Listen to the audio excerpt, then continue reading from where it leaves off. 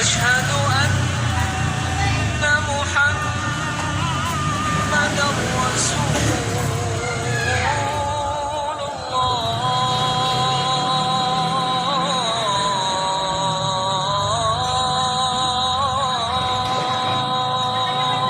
Bismillahirrahmanirrahim. Assalamualaikum warahmatullahi wabarakatuh.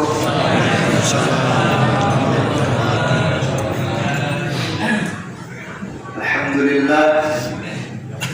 Alhamdulillahilladzi anzala al-Qur'an hudan lin-nasi wa bayyinatin minal huda wal furqan. Wassalatu wassalamu ala asyrafil anam wa ala alihi wa ashabihi al-kiram, amma ba'd. Alhamdulillah, tiada kata yang pantas untuk kita memuji daripada nikmat-nikmat Allah Subhanahu wa taala yang telah diberikan kepada kita semuanya, baik nikmat sehat, nikmat iman, nikmat Islam, dan nikmat yang paling agung kata para ulama yaitu nikmat kita menjadi umat Nabi Muhammad sallallahu alaihi wasallam. Allahumma shalli. Alhamdulillah, berbanyak daripada rasa syukur merupakan bentuk apresiasi kita terhadap nikmat Allah Subhanahu wa taala. Hal ini selaras dengan firman-Nya Allah Subhanahu wa taala, A'udzu billahi minasyaitonir rajim. Bismillahirrahmanirrahim. Wa in ta'uddu ni'matallahi la tuhsuha. Dan apabila kalian menghitung daripada nikmat-nikmatku, maka niscaya kau tidak akan mampu. Allah Subhanahu wa taala juga mewanti-wanti kepada para hamba-Nya yang kufur terhadap nikmat-Nya, yang ingkar terhadap nikmat-Nya Allah Subhanahu wa taala. Allah Subhanahu wa taala berfirman di dalam ayat Al-Qur'an, A'udzu billahi minasyaitonir rajim. Bismillahirrahmanirrahim. La in syakartum la azidannakum wa la in kafartum inna 'adzabi lasyadid. Shadaqallahul 'azim. Yang artinya, barang siapa apabila kalian bersyukur terhadap nikmatku, maka niscaya akan aku tambah. Sebaliknya, barang siapa yang ingkar terhadap nikmatku, maka inna adzabi lasyadid, maka sesungguhnya azab Allah sangat pedih. A'udzubillahi subhanahu.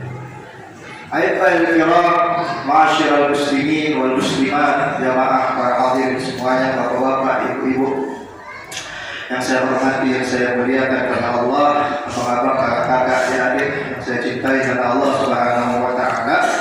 Sedikit saja, karena mungkin sudah yang telah lalu-lalu para asatidzah kita berdiri di hadapan kita semuanya, dan Al-Faqih di sini secara awamir dari Pak Haji Gani.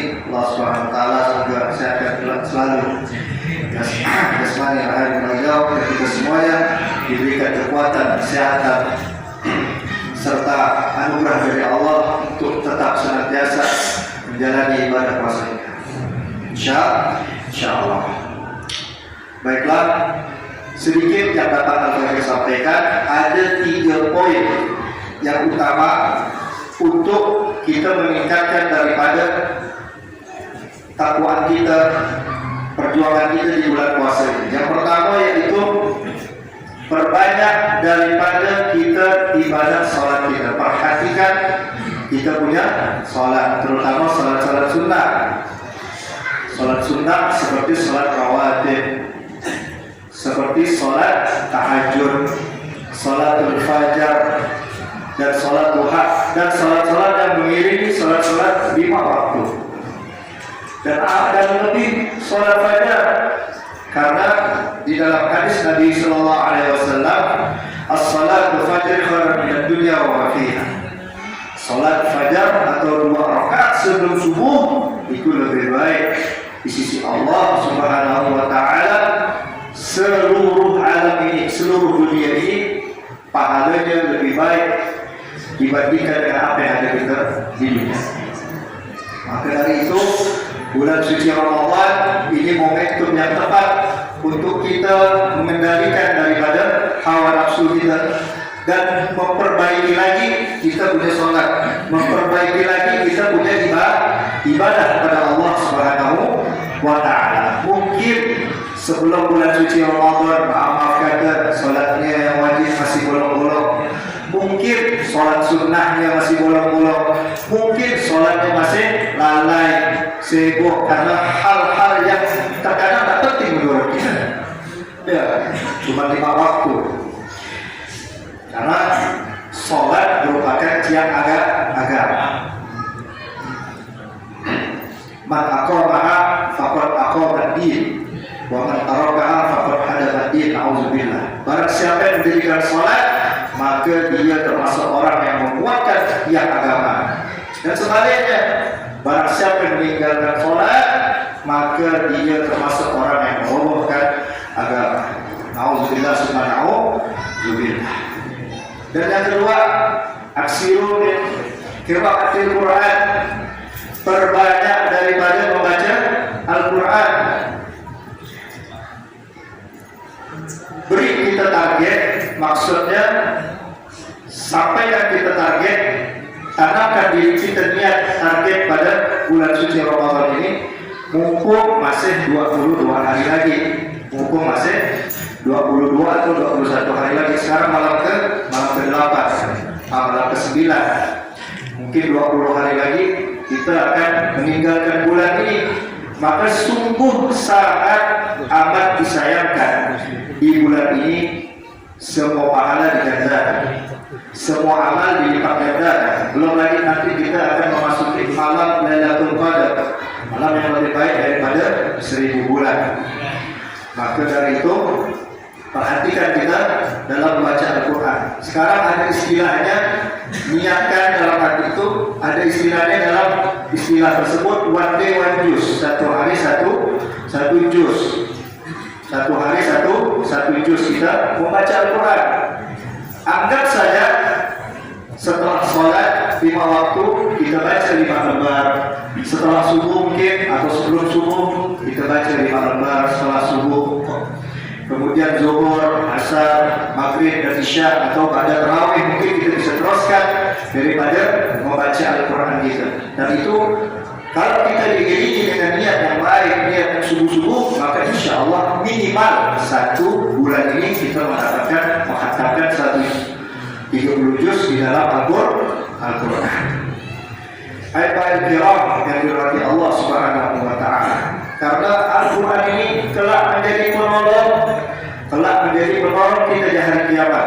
Hal ini selaras dengan sabda Nabi Muhammad sallallahu alaihi wasallam, "Iqra'ul Qur'an fa innahu yawmal qiyamah syafi'an li ashabihi." Atau kama qala Nabi sallallahu alaihi wasallam. Bacalah Al-Quran karena Al-Quran dapat menjadi penolong, pemberi syafaat kita di akhirat kelak. Amin ya rabbal alamin. Ayat-ayat kiram ma'asyiral muslimin wal muslimat yang dirahmati Allah Subhanahu wa Ta'ala. Yang terakhir poin yang dapat saya sampaikan yaitu dalam untuk mencapai Ramadan yang berkah ini, yaitu kurang-kurangi daripada perbuatan kita yang sia-sia, mengurangi daripada perbuatan kita yang dapat menggugurkan daripada pahalanya. Nabi sallallahu alaihi wasallam bersabda, "Min sha'imin laisa lahu min siyami illa ju' wa 'atas." Yang artinya berapa banyak orang yang berpuasa, kata Nabi, tetapi dia tidak mendapatkan faedah, tidak mendapatkan pahala, tidak mendapatkan amal dari Allah Subhanahu wa Ta'ala, kecuali dia hanya dapat rasa lapar dan haus. Rasa lapar dan haus. Sia-sia dia punya puasanya. Sebab apa? Maaf kata, sebab menggunjing, mengadu domba, namimah dan lain sebagainya, hal-hal yang dapat membuat kita celaka di hadapan Allah Subhanahu wa Ta'ala, apalagi sampai kita ngomongkan manusia, ya, ngomongkan kejelekan orang. Karena hal tersebut dapat menggugurkan daripada pahala puasa kita semuanya. Na'udzubillah, summa na'udzubillah. Jadi rangkumannya 3 poin yang dapat Al-Fakir sampaikan. Yang pertama, perbaiki sholat kita, niat sholat kita betul-betul, jaga sholat kita. Yang ada merasa kita tinggalin sholat atau bolong-bolong sholat dari sebelum Ramadan, nih bulannya, perbaiki betul-betul, perbaiki diri kita sama-sama, karena bulan ini kita bukan dituntut untuk nahan lapar dan haus saja, tetapi kita juga dituntut atau menjadikan diri kita untuk dikendalikan diri kita punya hawa nafsu. Fa'inna nafsa yang nafsa wal munkar, karena sesungguhnya nafsu itu dapat menjerumuskan kita ke dalam kemungkaran. Dan yang kedua, perbanyak daripada baca Al-Quran. Targetkan di bulan ini kita bisa khatam Al-Quran.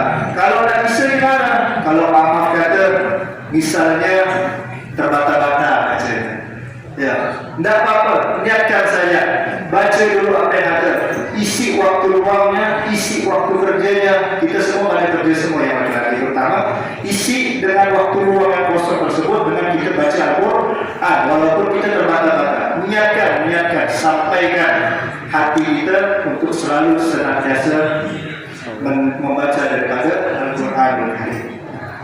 Dan yang ketiga, yang terakhir tadi, yaitu poin yang terakhir, hendaknya kita mengurangi hal-hal yang sia-sia yang menjadi sebab puasa kita tidak diterima oleh Allah Subhanahu wa Ta'ala. Selain itu kita dapatnya lapar dan haus tadi. Baik, semoga ini bisa bermanfaat buat Al-Bagir dan antum semuanya. Anggap Ramadan ini mungkin, maaf kata, Ramadan yang terakhir buat kita, karena kita tak tahu semuanya. Yang tahu lalu, yang masih punya orang tua, yang masih punya saudara, yang masih punya kakak, adik, ada tahunan sekalian semuanya, mungkin di tahun kemarin mereka masih ada dan sekarang mereka telah meninggalkan kita semua. Kita doakan semoga Allah Subhanahu wa Ta'ala melapangkan kubur, mengampuni dosa dan rahmatnya ya Arhamar Rahimin. Maka jadikan itu pelajaran untuk kita semua untuk semakin giat di sisa 20 hari ini lagi, insya Allah. Baik, jazakumullah khair apa yang diucapkan kepada kita ini. Dan yang terakhir, kurang lebih Al-Fakir mohon maaf apabila ada salah kata, karena yang benar datang dari Allah Subhanahu wa Ta'ala dan yang salah datang dari diri Al-Fakir pribadi. Wabillahi taufiq wal hidayah, wallahu wal inayah. Demikian kultur yang sekian ini, semoga bermanfaat bagi diri Al-Fakir dan akhirnya. Ya Rahmatika ya Arhamar Rahimin, ya Arhamar Rahimin, ya Arhamar Rahimin. Wabillahi taufiq wal hidayah, wallahu wal inayah. Wassalamualaikum warahmatullahi wabarakatuh. صلوا سنة التراويح رحمكم الله.